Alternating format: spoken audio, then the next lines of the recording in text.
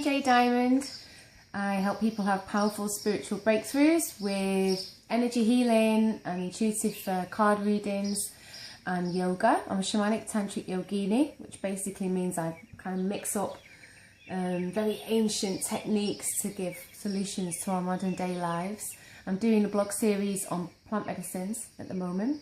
So I just want to say thank you for all the support and all the inboxes that I've received since the first video I did yesterday. It's very beautiful to hear your stories and comments and thoughts. So sending you lots of love. Thank you for that.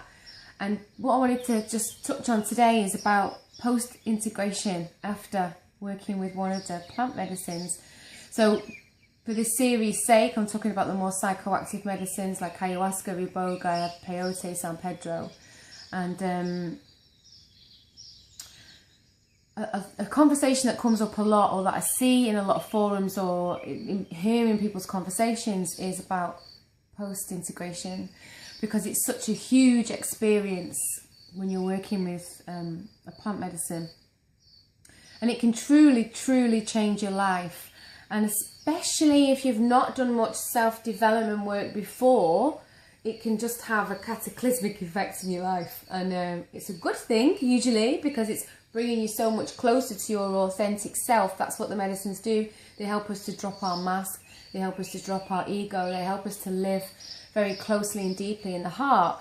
And basically, quite often what happens is, what needs to go, you'll realise very strongly what you're doing to serve yourself and what you're doing that's not serving yourself. And usually it's not anything that you don't already know, it's just the things that you keep kind of pushing to the background. Perhaps you know there's some issues that you've needed to deal with for a long time, and either you didn't know how to deal with them, or you just kept a lid on it and you didn't even realise. Sometimes you don't even realise that you're doing that. You thought, I thought I dealt with all that. And you can go into a medicine journey, and poof, there it is again. Except it's in a more visceral way.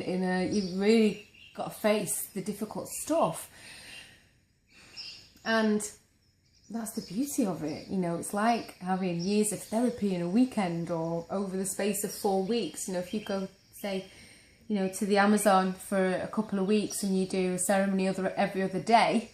That's so intense. Like, it's unbelievable the amount of stuff you can get through in 2 or 3 or 4 weeks. And it can just completely change your perspective on who you are, how life is, how life works itself, like the whole matrix and fabric and structure of what we're taught to believe life itself is can completely change. Sometimes you can go to the medicine, it feels like the rug's been pulled out from under you.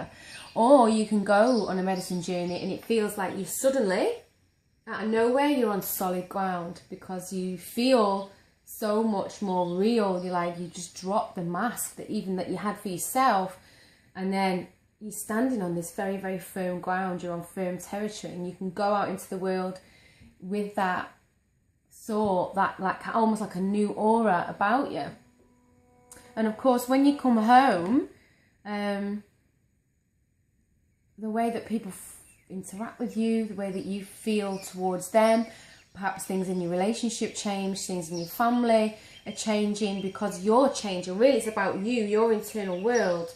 And when you shift, of course, everything around you shifts as well. There's this ripple effect. Some people go home and they can't stand to be in their jobs anymore because it just doesn't resonate. You're resonating on a different frequency. Perhaps the relationship you're in needs some changes. Perhaps the way you interact with your family needs to change, or the way you are with yourself. What I see a lot is that people start to come away from conditioned ways of socializing, let's say, and things that are kind of built around alcohol and ego and like recreational drugs. When your whole friendship structure is kind of set up in that way, and that's what you used to do every weekend, you had a great time, and all of a sudden you find yourself not really that bothered about doing it, and not really wanting to do it, but you still want to see your friends and they really want you to do that, but you don't really, it doesn't feel right. It's like how to negotiate that and how to navigate it. I think what I see in the healing work that I do, with the energy healing work that I do, and follow, kind of following people and holding hands with them on their path to kind of really waking up and being authentic, is that there is very often shift that occurs. And what happens is there's a dissolution of ego, which means a dissolution of identity. I identify myself as Jay, and this is who I am because of this is my job, and this is the money that I earn, and these are the friends that I have, and these are the places that I go, for instance. And what happens is something changes, and there's like this no man's land. This can happen. I see it a lot. There's this no man's land where the old has dropped away, but it's like the new you, the new full resonance and how this shows up in life hasn't fully come in yet. So all the friends that match this vibration haven't fully come in. And I've got friends that I've had since like college. You know, there are some friends that I'll always stay with because we allow each other to be who we are. But some friends will come and go. There are other friends that I've made now that's so much more soul family for me. And this is a real gift that you'll get when you come to the medicine quite often, is you'll find people who are more on your wavelength. But that takes work, that takes effort. You have to go and meet those people. You have to go to meetups, just where spiritual people are hanging out or spiritually minded people are hanging out. And that's your responsibility to do that. And often people can come away, you know, there's this, get back to the point, this kind of grey area. This area of like the old hasn't quite gone and the new hasn't quite come in. If it lasts 6 months, you're lucky. It can last 2 years. I'm just going to tell you the truth. There's no point me lying. I see a lot of people in this space and they're like, oh my God, I feel lost. This happens, I hear it a lot. And just in the healing work, not even with the plant medicine, I feel lost. I don't know what to do with myself. I don't really know who I am anymore. What I really want to, you know, impress on you and remind you that this is a very good space to be in. You are in an opportunistic place because you get to choose.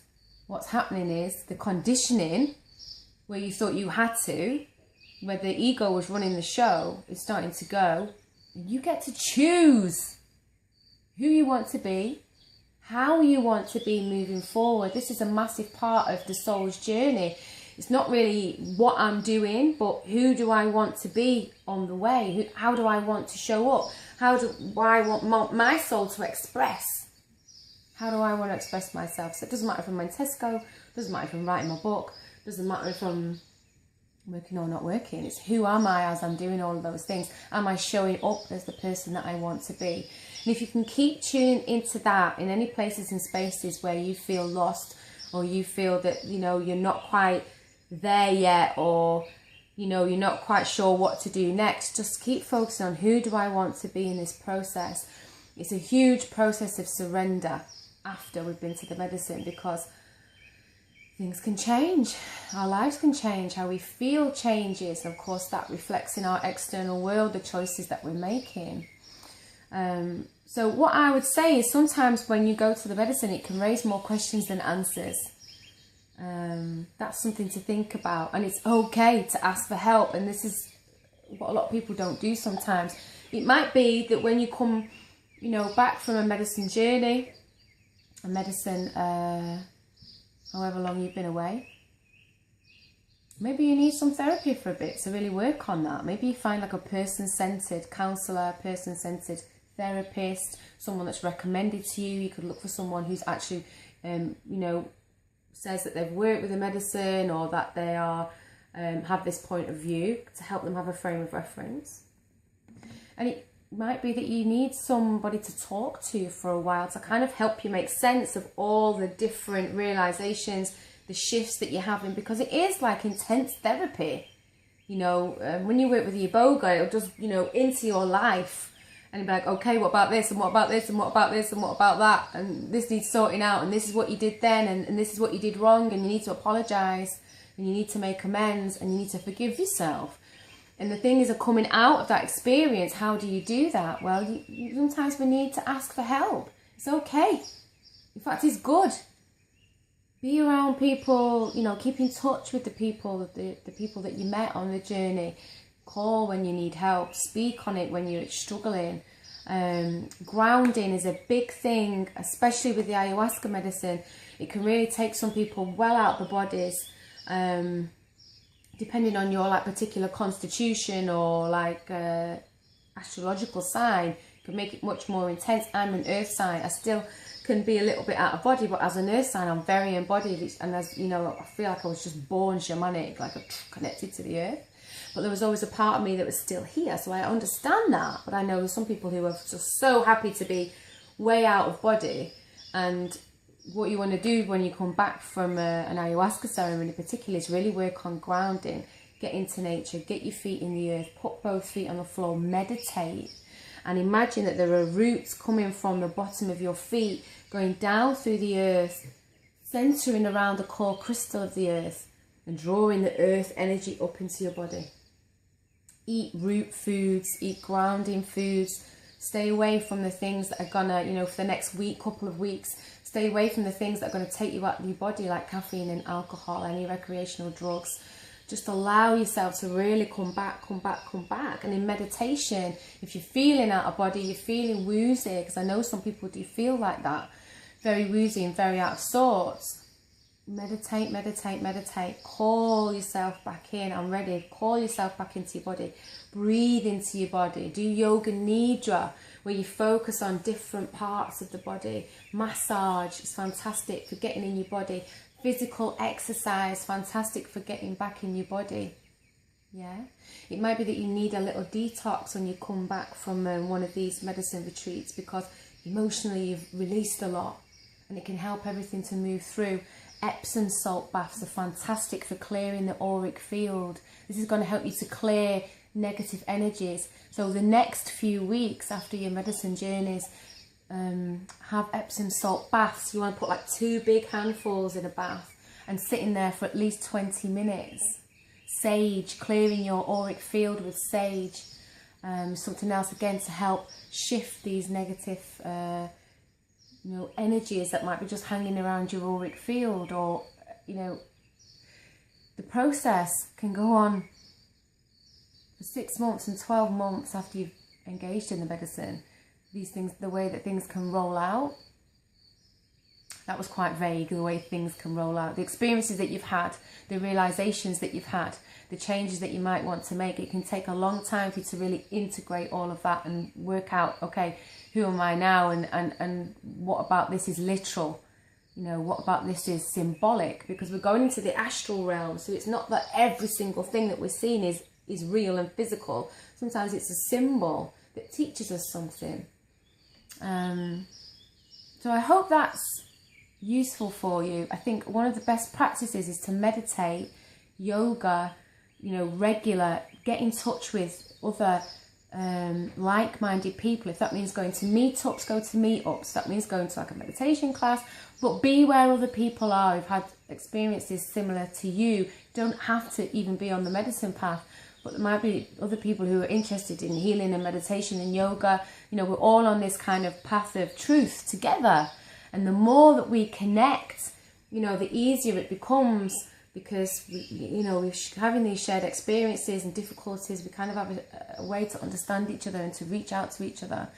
Don't forget, if you need therapy, go for therapy. If you need something to help you with stress and stressful thoughts and stressful feelings, like I teach tapping, healing codes. There are loads of other people that do. There are loads of things available on YouTube where you can do like stress reduction, management, where you can do like mindfulness meditation.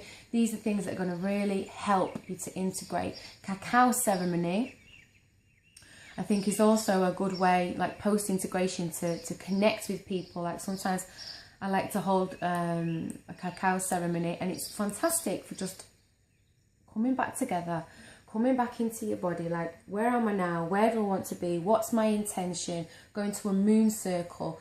Again, it's like bringing your focus and attention. Where am I? Where do I want to be? What can I let go of? What needs to be sorted out? What can I choose to let go of? What do I need support with? And then sharing this, the cacao is a beautiful heart medicine that helps us further, to release and to also come into the body and be in truth, to be in love. So I really recommend that, looking up cacao ceremonies, because that you can do that anywhere. And there are so many cacao facilitators now who can really work strongly with this beautiful medicine. What else can I tell you that I can think of? Also, I've done something, a personal development course called the ISA Experience, ISA Experience. And this is very mind focused in a lot of ways, but it's spiritually based, but it's a lot about how to control the mind shit, the bullshit we talk to ourselves about, and the stories we tell ourselves, and how to just come out of that, the untruth, you know, and click back into the soul. I know they do it in the UK, I know they do it in the States, I think they do it in Australia, maybe they do it in Austria.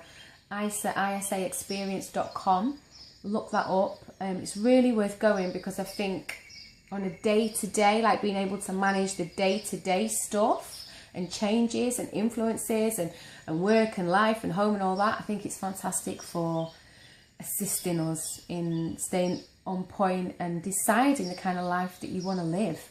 Because this is the opportunity that we're being given. It's like, now we get to decide, who do I want to be? How do I want to write the story of my life? What do I want to let go of now? You know, what stories can I let go of? So many blessings, many blessings. You can, I've got some blogs on my website about all sorts of healing stuff, which is jaydiamond.net. I'm trying to update the blog a bit more, but I'm so busy, I'm struggling. I'm sorry, I'm going to get some more blogs soon. And my Facebook page is Ms. Jay Diamond, and it's Lady J Diamond on Twitter and Instagram. All right, many blessings. I love you. Bye.